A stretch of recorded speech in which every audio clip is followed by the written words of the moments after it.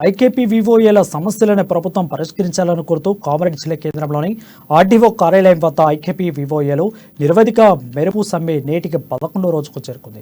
IKP వివోఏల రాష్ట్ర ప్రభుత్వం 25,000 రూపాయలు కనీస వేతనాన్ని అమలు చేయాలని వారు డిమాండ్ చేశారు. ఐకేపీ వివోఏలు కామారెడ్డి జిల్లా వ్యాప్తంగా 726 మందికి నిరవధిక సమ్మెలో పాల్గొంటున్నట్లు తెలిపారు. రాష్ట్ర వ్యాప్తంగా ఐకేపీ వివోఏలు తమ న్యాయమైన డిమాండ్లను పరిష్కరించాలని కోరుతూ నిరవధిక సమ్మెను చేపట్టనున్నట్లు తెలిపారు. వెంటనే రాష్ట్ర ప్రభుత్వం స్పందించి ఐకేపీ వివోఏల ఉద్యోగ భద్రత కల్పించాలని వారిని ఆదుకోవాలని కోరుతున్నారు.